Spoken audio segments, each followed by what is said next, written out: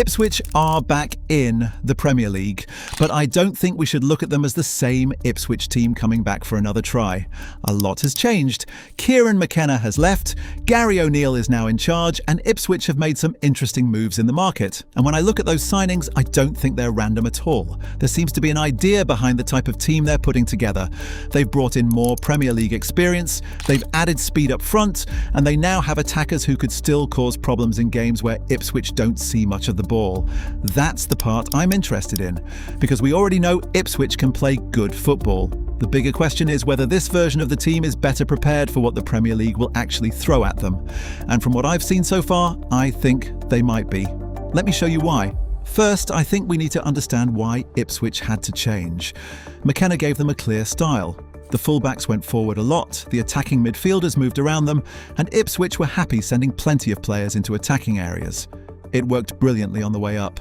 But once they reached the Premier League, some of those same situations became much more dangerous. Take something simple. Davis goes forward to join the attack. Ipswich lose possession. Now look at the space behind him. At Championship level, you might have enough time to recover.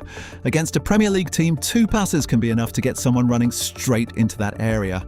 And suddenly the centre-backs are defending while running towards their own goal.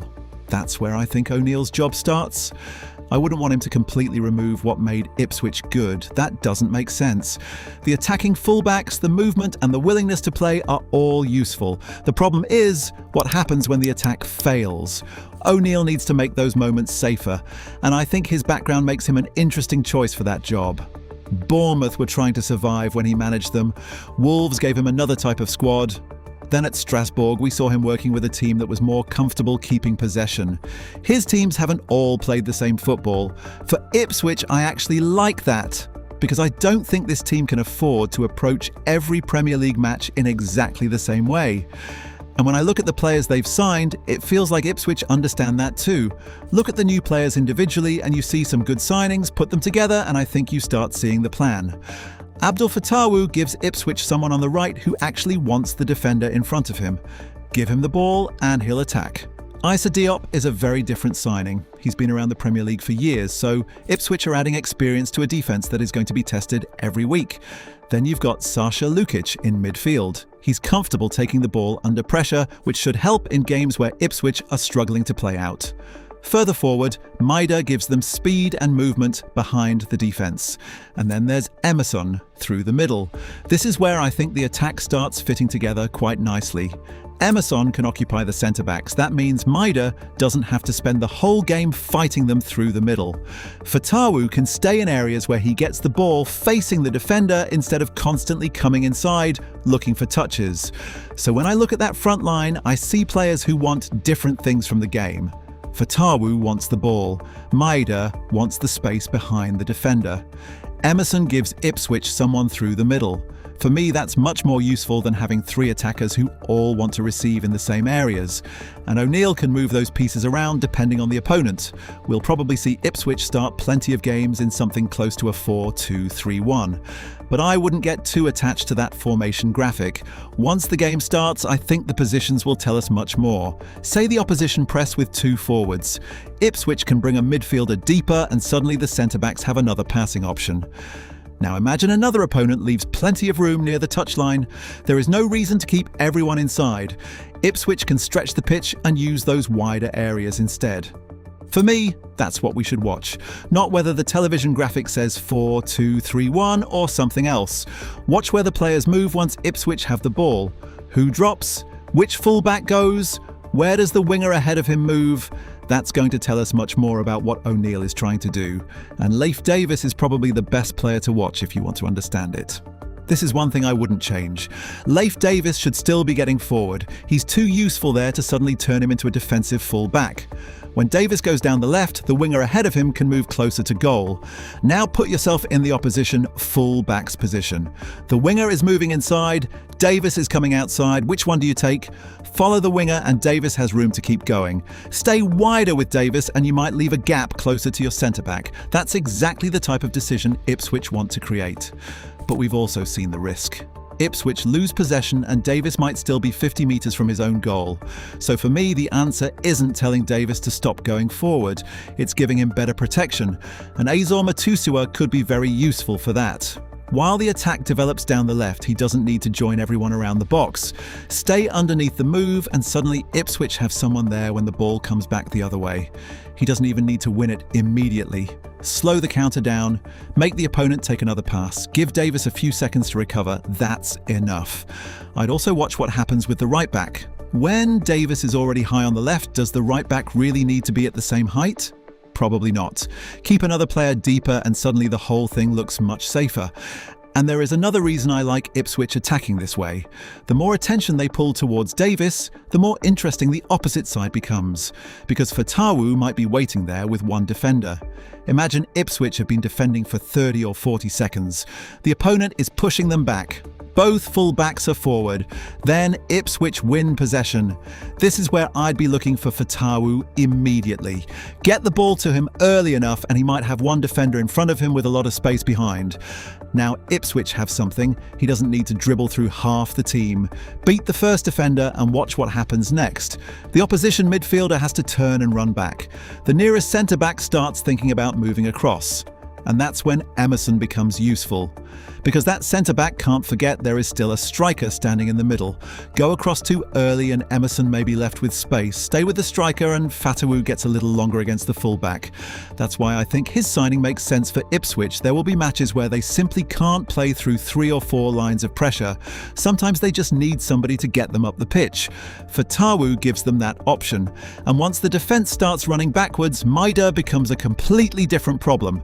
The obvious thing with Maeda is his speed. But that's not actually what interests me most, it's where he runs. Watch what happens when the opposition full-back goes forward. There is space behind him and Maeda is exactly the type of player who wants to attack it. A centre-back steps into midfield and another gap can appear. Push the defensive line too high and now you're giving him room behind the entire back 4. Emersonn could make those runs easier as well. With the striker keeping the centre-backs busy, Maeda has more freedom to start slightly wider and attack the channel from there. And defenders know what's coming. That's the useful part. A fullback might think twice before going forward again. A centre-back may decide not to follow someone into midfield. The defensive line might drop a few metres just to remove the run.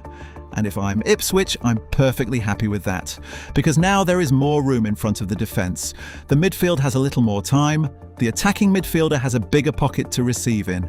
Maeda may not even touch the ball during that move, but his run has already changed where the opposition are standing. That's why I think he'll be useful beyond goals and assists. But none of this works often enough unless Ipswich can get the ball back without pulling themselves apart. This is something I'd be very careful with. I don't think Ipswich should try to chase every pass just because they want to look aggressive.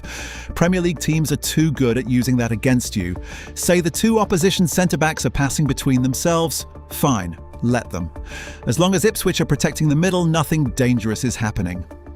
I'm more interested in what happens when the ball goes towards the touchline. Now the pitch becomes smaller. The winger can go towards the fullback. The midfielder behind him protects the simple ball inside. The striker makes it harder to play straight back through the middle. Suddenly the fullback doesn't have many good options. And Ipswich haven't needed 3 players sprinting around for no reason. That's how I'd want them to press. Wait for the pass that gives you a chance. Then go together. The winger going alone won't achieve much, but when the players around him close the other routes at the same time, the opponent has a real problem. They might go backwards, that's fine. They might play long. Ipswich can compete for that, or they try forcing a pass inside. That's where the turnover could come. For me, that makes much more sense than trying to play at full speed without the ball for 90 minutes. But there is another side to this season that I think could be even more revealing. What happens when the opponent doesn't want the ball either? Imagine Ipswich at home against another team near the bottom. The opponent sits back, they don't press particularly high, they aren't sending both fullbacks forward. Now a lot of the things we've just discussed disappear, there isn't much room for Maeda behind the defence. Fatawu gets the ball and another defender is already nearby. Ipswich can't wait for the opponent to open the game for them. They have to do it themselves. And I think this is where Marcelino Núñez becomes more important. He can play higher in midfield and look for those little spaces around the defensive line. Matusiwa's job changes too. There isn't as much need for him to sit deep waiting for a counter. He can help Ipswich keep possession moving and switch the attack from one side to the other. Then I'd want more movement from the players ahead of him. Maybe Emersonn comes towards the ball and pulls a centre-back with him. Someone else attacks the space he has just created. Davis doesn't always have to fly around the outside either. Sometimes a short combination on the left may be enough to move the defence. And that's really what Ipswich need in these matches. Make the opponent move the ball across the pitch, pull someone out of position, then attack the gap. These probably won't be the games people remember at the end of the season. But I think they could decide whether Ipswich stay up. Getting a surprise win against one of the big teams is great. You still need to take points from the clubs around you. Set pieces. They became a real problem during O'Neill's second season at Wolves. And for Ipswich, I think this is something worth watching from the start. A promoted team can't afford to defend well for 80 minutes and then give away a cheap goal from a corner. Those points are too valuable. And I'm not only talking about winning the first header. What happens after the clearance? Does Ipswich's defensive line get out? Who picks up the second ball? Do they allow another cross straight back into the box? Those little moments can decide a match. At the other end, I actually think set pieces could become very useful for Ipswich. There will be games where they don't create many good chances from open play. A corner might be the best opportunity they get. O'Neill has spoken about studying this area after Wolves, and Ipswich have staff working on set plays. So I'm interested to see whether we notice a difference. Because sometimes all the tactical work we've talked about won't decide the match. One corner will. And Ipswich need to be good enough at both ends to make sure those moments don't keep going against them. I'm not going to sit here and tell you Ipswich are definitely staying up. We haven't seen enough to say that. And there are some obvious ways teams could hurt them. I'd expect opponents to target the space behind Davis. Fatawu won't get clean 1-versus-1 situations every week. Some teams will sit deep and force Ipswich to create. And O'Neill still has to show that problems like set-piece defending are under control. But when I look at this squad, I think there is more here than simply a promoted team hoping to survive. The roles make sense. They have kept some of the things that made Ipswich good before, but they've also added players who should help when the game isn't going their way. That's the difference I'm looking at. Because the Premier League doesn't always give you the match you want. Sometimes you have to defend. Sometimes you need one player to carry you 30 metres up the pitch. Other days, the opponent gives you the ball and asks you to break them down. I think O'Neill is trying to build an Ipswich side that has an answer for more of those situations. Whether he actually succeeds is what makes this season interesting. But I wouldn't look at Ipswich and automatically put them down as another promoted team waiting to go back down. I think there is something here, and if O'Neill gets the balance right, a lot of Premier League teams could find that out the hard way.